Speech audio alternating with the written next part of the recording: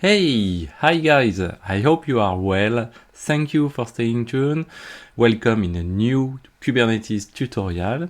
Remember to subscribe and like to support the channel and not miss the next tutorial. In the previous video, we just discovered a high level of where and why Kubernetes, and in this one, we'll begin with just a paradigm, a really important paradigm. For example, if you have an interview for a company or stuff like that, it's really important to know this concept about this paradigm. This paradigm is important because it's a big feature in the infrastructure for the previous decade.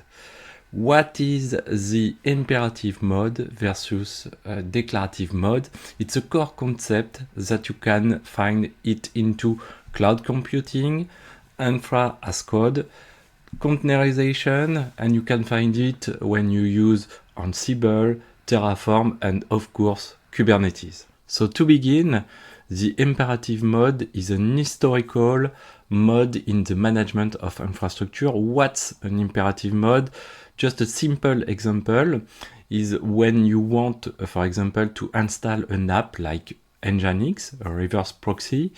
If you have a Debian-like Linux distribution, you run a command like apt install Nginx, and you decide when you execute the action to install the package. This is you, and you decide it.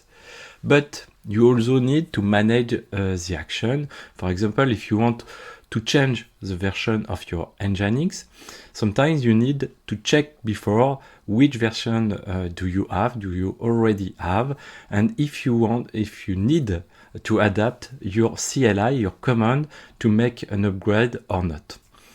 So to summarize, and generally, an imperative mode, this is when you need to describe the how you do something. This is the how.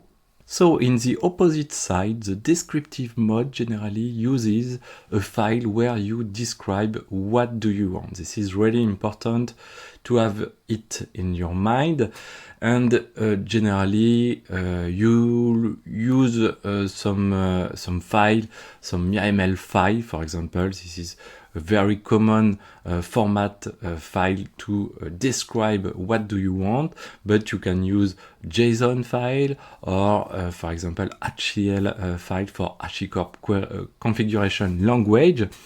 And if we take our previous example, for example, I want an Nginx in version 1.17.0 version, and you push this file, your YAML file, for example, in the system. And this is this backend system does all the stuffs to have the final state that you have described into your YAML file. So generally, in the descriptive mode, you describe the what you want. This is really important. This is the what. But in fact, you can't make descriptive mode without imperative mode. The difference is just that it's not you who make the imperative action. This is the backend system to do it. That's it for today. It's a short tutorial, of course, but I think it's really important. It's in the back end of our tutorial about Kubernetes.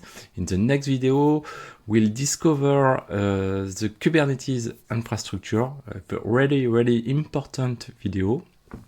I hope that you appreciate the Kubernetes playlist. This is just the beginning, of course. Don't hesitate to subscribe to the channel and like videos. Thank you, and see you in the next video. Bye.